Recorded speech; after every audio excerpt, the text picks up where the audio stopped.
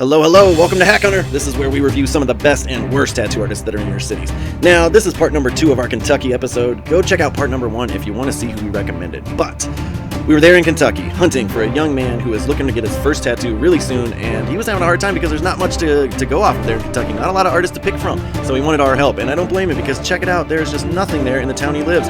It's a town called Elizabethtown in Kentucky there, but we did find quite a few hacks. So let's talk about them. Enter Dwayne Spears. You can find him at Crazy Apache Tattoos. They have a Facebook page. Could not find him on Instagram, but I did find his Instagram, Crazy Apache Tattoos and Irons on Instagram. Definitely do your own research, guys, but let me show you the highlights.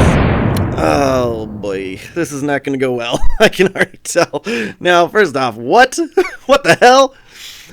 What is this? Just tentacles coming up over a skull face, but this background, just a really just blotchy, blurry, kind of streaky black put in the background there. Not really sure what that's all about. This is really strangely designed, but I can tell by how muted these colors are. This was not intentional. He didn't choose these dull of tones. They're coming out this way because the skin's bleeding too much, and it mixes with those pigments, makes it look dull like this. And so this to me right away off the bat tells me he's overworking the skin with those colors. Definitely does not got a good hand on saturation at all. And another piece here I had to show because, again, with the laziness in the background, look at this blurry, blotchy. This is supposed to be a nice tree line. You're telling me you wouldn't see some trees peeking out there? You couldn't get in there with a small outliner and kind of create some nice detail, but throughout his portfolio, I just saw a lot of cutting corners, especially on this water effect here. Just a really kind of lazy thing here to just put a few little shades there, little textures, call it good. Same with the sky up top, the clouds, just a few little streaks of gray, call it good. But honestly, water is difficult. It's got reflections, it's got texture to it, it's got glare effects. So if an artist puts in the time and energy, water in tattoos can look amazing, but here I can tell he just didn't want to spend the time and energy, didn't really have a plan going in. And that's why I saw through a lot of his tattoos, because here's a cover up he was in the middle of. Not sure why he took a picture halfway like this, but you can see what was being covered up, and you can see that instead of doing like a normal looking raven and well planned out, he's just doing darker areas over the cover up. So those darker areas wouldn't normally be there, except for he's adding them to cover up that cover up. But this is something I've harped about in the past. You can't just take an old tattoo and put a new tattoo over top of it. You want an artist that's going to plan that out, not just pick something heavy and dark and just try to mask it. Here's another example of how he did that. This is a Darth Vader tattoo he's going to do. Somebody wants to cover up this sweet hourglass that they had. It's really light, it's faint, it's dull. Doesn't really require heavy dark saturation, but bam, that's what he did. Just heavy, dark, black. No glare effects in there, no shining, no highlight tones or anything. And it's just, the black is really, really patchy. You can see that is not solid black, especially if you go back and you compare it to Nick Heido's work in part number 1. He had his saturation game on point, and you can see the clear difference when something's real patchy like this versus solid in saturation with very little damage to the skin.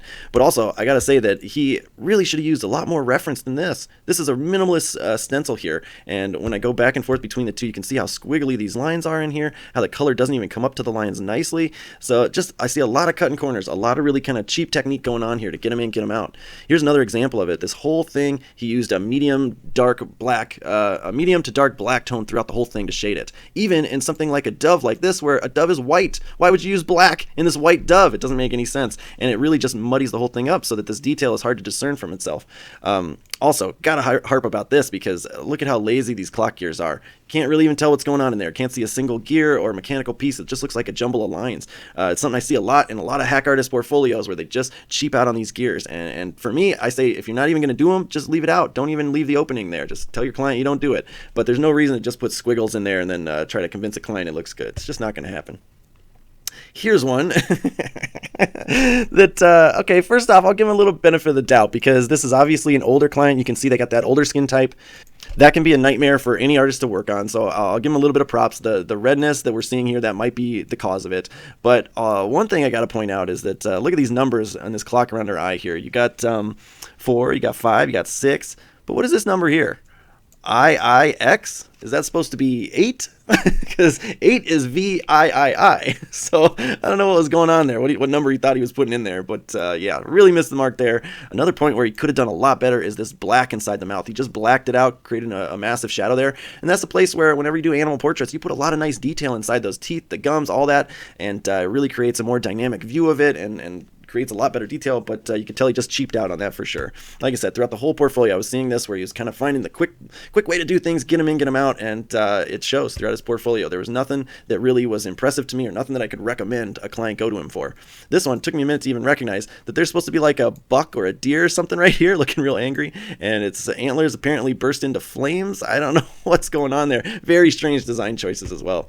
And then there's this one, which, what even is this? I'm not even sure. Can somebody tell me what this is from, please?